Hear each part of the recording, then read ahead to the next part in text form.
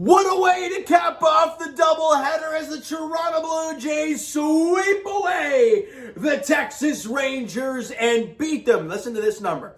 They beat them 15-0 on the day, but they outscore them 25-2 in the three-game series. And it's like the Blue Jays, right after they swept away the Rangers, we're going to get rid of that nonsense. It's like the Blue Jays heard before this series that they're coming back to Rogers Center. I think I said it after game one that Biggio was like, hey, we're jacked up to go. We're pumped. Hey, boys, we're going home. And it was like, this team is like, we can play meaningful baseball come September and October in our own stadium with our own fans and not worry about all these Yankee fans invading Buffalo and the Tampa fans and Boston fans invading Dunedin. None of that nonsense. You'll have Rogers Center, and it's going to be jammed with Jays fans if this team is competitive and good. And they went out there and laid a beatdown on the Texas Rangers 25-2 in the series like they really wanted that. What a job for the Toronto Blue Jays today. We'll get to the game in a second. But with that sweep, the Blue Jays are 48-42 on the season. And if I'm not mistaken, you could correct me if I'm wrong, but I'm pretty sure 6 games over the 500 mark is the highest the Jays have been all year long, and they're back to that mark again. And in one of the biggest stretches of the season. So a great job, way to get it back to there. Now you get to take that next step, all right? But let's break this ball games down. Game 1, Hyunjin Ryu versus Colby Allard. That was the pitching matchup, and early on, it didn't look great. You know, Colby Allard going 3 up, 3 down, 3 up, 3 down in the first 2 innings, 16 pitches. I mean, the Jays are not looking good offensively. Top of the second inning, Joey Gallo hits a ball to center field. George Springer misplays it like crazy. Goes past him, goes all the way to the wall. Joey Gallo gets to third with nobody out. Now, Hyunjin Ryu gets out of that inning, not allowing any runs to cross. I think it was a strikeout, a pop-out to Vladdy, and then another strikeout. So a big-time job for Hyunjin Ryu getting out of that inning. But then in the top half of the third inning, there's 2 on and 2 out. And he walks a guy, and I'm like, this is not Ryu. Again, finds a way to get out of it, but he's flirting with danger. And meanwhile, the Jays' offense for the first 2 innings have not gotten anything done. And what gets it all started? A little dribbler infield single from Lourdes Gurriel Jr. just past the pitcher, Colby Allard. Doesn't even throw it to first base in the play because Gurriel would have been safe anyways. And the Jays have a base runner start off the second inning. All right, and they keep going. Santiago Espinal, who's been fantastic. I want to talk about him after I'm done talking about these 2 games. He rips the ball in the left field line. It stays fair. Gurriel to third. Espinal to second. There's nobody out here. Now let's show these guys how you hit with runners in scoring position. Well, one guy gets out. I think it was a ground out and no score, or maybe a strike. I can't remember who it was. And then I think it was Reese McGuire, actually. And then Marcus Semien hits an RBI ground. I think he hit it to third, but it was slow enough that Gurriel comes in to score, giving the Jays a 1-0 lead. All right, so as much as we talked about how Ryu struggled in the first few innings there, and the Jays offense nothing in the first 2, you got the lead 1-0. Good stuff. A couple batters later, next batter, Bo Bichette hits an absolute seed up the middle for a base hit. In comes Espinal, and the Blue Jays have doubled their lead. It's now a 2-0 game. All right, and after that 2-run, bottom of the third inning, Ryu just settled in, sat back in his chair, and went to work. I mean, he was awesome. Right, from that moment onwards, I don't even know if they had a hit. They may have had 1 base run, sorry guys. They may have had 1 hit, maybe 1 base runner, but that was it. He flat out dominated, and the Jays are like, yeah, he can dominate, but we're going to continue to get in the offensive fun. Danny Jansen goes deep to left field, and it's gone. 5th home run of the year for DJ. And in the bottom half of the 6th inning, Grichuk hits a deep fly ball to center field, gets caught at the wall, but Springer comes in to score on the sacrifice fly from Grichuk. Then Gurriel hits another RBI ground out. Teoscar Hernandez comes in to he scores on Gurriel hits the ground out. He scored on the ground out in the bottom of the 3rd inning, and he hits a nice hit right to second base. Nick Sullivan, a nice play, but Teoscar Hernandez, right off the bat, he was gone, and he made it no problem throw on to first to get Gurriel. And look at that, guys. I mean, just look at that, right? You had the home run from Jansen, an RBI single, 2 RBI groundouts, and a sac fly. You got some small balls, some long ball, and some, I don't know what you want to call a single. But beautiful all-around offensive performance there in Game 1 for the Toronto Blue Jays. And a key moment for that, 8 hits in the ball game, only 7 innings, obviously. They struck out 1 time. They were putting bat to ball. And good things happen when you put bat to ball, guys. It's a really good job for the Toronto Blue Jays today. Winning Game 1, 5-0. Is Hyunjin Ryu, who the hell is that? Ryu goes the complete game, 7 innings, but it was a complete game because that's how long the game was.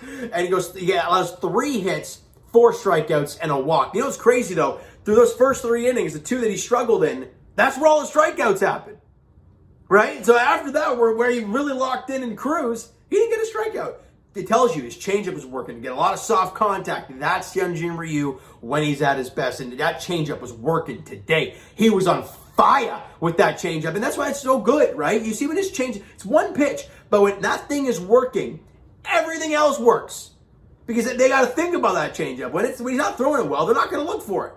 Right? And then it's like a 2-pitch mix. Maybe a 3-pitch if you want to count the cutter.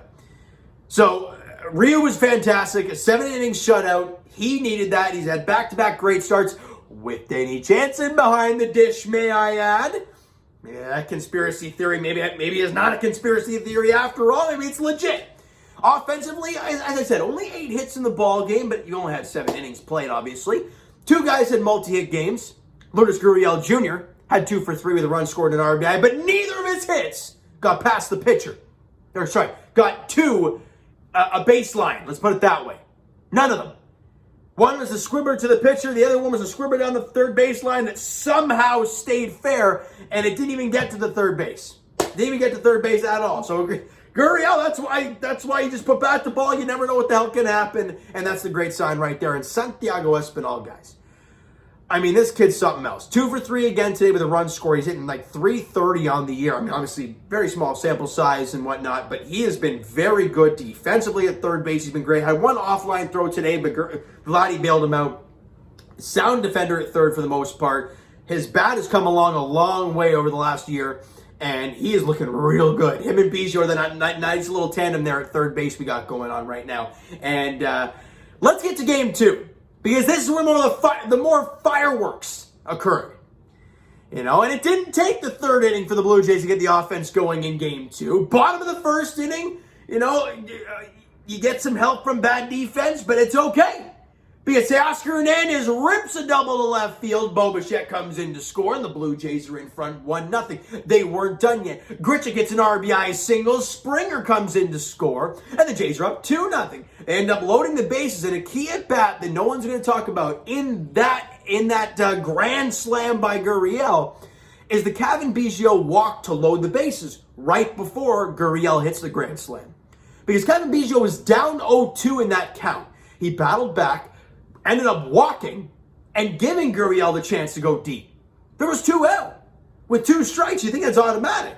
But he fought back, got on base, and passed the baton to Gurriel, who got a ball up in the zone. He barrels it up to left center field, and it's gone. The grand slam for Gurriel, his 2nd grand slam of the year, putting the Jays up now 6-0. And with Steven Matz on the mound, we can all kind of breathe a sigh of relief with that 6-0 lead. But they weren't done yet. Bottom of the 2nd inning, Vladdy comes up. And again, I said it in his home run on Friday night there. That ball was down and away. He has no business pulling that ball and getting it out of the ballpark. But Vladdy is so damn good that he gets barrel the ball, stays with it, and just crushes it to left field. And it's gone.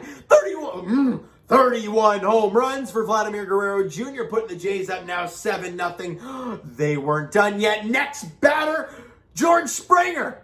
First pitch, he goes deep to left field, and he had a pretty good couple games. Sorry, guys, just going to wait here. There we go. And he goes deep. He had a good game today. He had a hit and a walk in Game 1. He went 2 for 3 in Game 2. So good to see George Springer kind of find things out here. And on that home run, back-to-back Jacks, 8-0 Blue Jays. And they weren't done. Yeah, I sound like a broken record, but I got to keep it going. Teoscar Hernandez then gets on.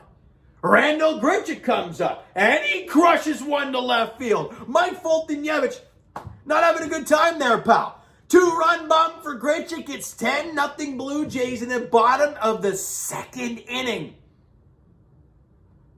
You're literally giving Steven Matz, I would say a cushion, but that's not even the right word. You're giving him a flippin' bed or a lazy boy, for God's sakes. And he flat out cruised. You got to give Matz credit. In a 10-0 ball game, you can put the work in and figure things out. And he was great. 5 innings, 3 hits, 2 strikeouts, didn't walk a batter, and only had the 3 hits over 5 innings. So he was really, really good with Steven Matz. And with him only going 5 innings, I'm kind of shocked he did, to be honest with you, because he only had 60-odd pitches. But it is what it is. You need to get some bullpen work somewhere, and you're up 10-0, so you're not going to use any high leverage guys. So Rafael Dolis went out there, walked the first batter, but got the next 3, got a strikeout, clean inning for Dolis. And Tyler Cicero, who's been a pretty sound lefty there out of the bullpen, he went an inning, got a strikeout, no hits, no walks. Good job for Tyler Cicero, and the Blue Jays win it 10-0 over the Texas Rangers. George Springer went 2 for 3 in the game, scored a couple runs, an RBI, and a bomb. Randall Grichuk went 2 for 4 with 2 runs, scored 3 RBIs on the bomb that he hit. Well, he didn't get the 3 RBIs on the bomb. He hit an RBI single, then he hit a 2-run bomb. But with that W, as I mentioned earlier, the Jays are now 48-42 on the season. They are doing everything they can to get back into this playoff hunt, and they're doing a damn good job at it. But you can't look at the playoff stats. Or sorry, the standings right now. The reason I say that is because the Boston Red Sox are coming to town. Buffalo. For the final series at Sahlen Field before the next homestand. It's at Rogers Center. Oh, baby, can't wait. All right, but no matter what, you got to play Boston 7 out of the next 10 times. I think you have Boston for 3. In New York for the Mets for 3. In Fenway for 4. So this stretch, you just lay a beat down on a team that you should in the Texas Rangers. But now you play, ideally, 13 games in a row. No, sorry, not 13 games. 10 games in a row against division leaders. As bad as that division is that the Mets are leading right now, they are still technically leading that division. And you got to play the Boston Red Sox 7 times. And Blue Jay fans, hey, coming into the game today, the Jays were like, 7 back of the Sox? You play them 7 times. I'm not saying win all 7 and tie them and whatnot. But if you put a good series together against the Sox, because I think it's you play them these 2 series and then one more in like a week or 2, and that's it for the season. So you got to find a way in this really massive stretch. And I think we're going to really see what this team's all about. I think this is the stretch that we're going to see. Okay, what is this Blue Jays team going to be? Are they a possible wild card team? Are they possibly even a divisional team, an AL East winning type team? I don't know. We'll have to see. I mean, obviously people are going to be watching the Red Sox game tonight, see how they do tonight against the Yankees. But honestly, I don't care. We play them for 7 out of the next 10 times. Starting tomorrow night at Sahlen Field. It's a big series, 1 game at a time, Jays fans. Nick Pivetta, Canadian Nick Pivetta, gets the ball for the Boston Red Sox in Game 1 at Sahlen Field tomorrow versus Ross Stripling of the Blue Jays. 7:07 first pitch there as the Blue Jays look for win number 5. They look for win number 5 in a row because you go back to the Tampa series, who won the finale, and then these 3. We're looking for our 5th straight victory. It looks to go 7 games above 500 for the first time this year. And as I mentioned to you guys before, I don't even bother looking at the standings until this team is at least 10 games over. You give me 10 over, then that'll make the playoff race really interesting. Anything less than that, you're probably not going to make the playoffs. So you got to find a way, and you have a big series coming up against Boston, all right? So you know what, guys? That is going to do it for this one. If you enjoyed the video and enjoyed the 2 games there this afternoon, because, boy, they were fun, smack the like button to appreciate that. Hit the subscribe button if you guys have not already. Comment down below your thoughts on the video. Your thoughts on the games today. All right, would you not like from today's ball games for the Toronto Blue Jays? I don't know what you can't really like from a 15-0 whomping. The pitching was great. The bullpen, when you needed them, was good. The offense was great. Defense was good, other than Springer and then one misplay by Espinal, but overall they were really good. And you win both games and you sweep the series. What can be bad about? You can find something if you want. But either way, enjoy the damn series, guys. All right, enjoy it like crazy. Twitter link is down below, so follow up there if you have not done so already, guys. Instagram is down below, so follow up there if you have not done so already. And I will talk to you guys, Jays Edition, in Game 1, oh boy, of the 3-game set against the Boston Red Sox starting tomorrow night. Ross Stripling gets the ball for the Blue Jays. Nick Pivetta gets the ball for the Red Sox. 7:07 first pitch there at Sahlen Field in Game 1 of the pivotal 7 of the next 10 for the Toronto Blue Jays. All right, so thank you guys so much for listening and watching. I hope you enjoyed the video. We'll talk to you guys then.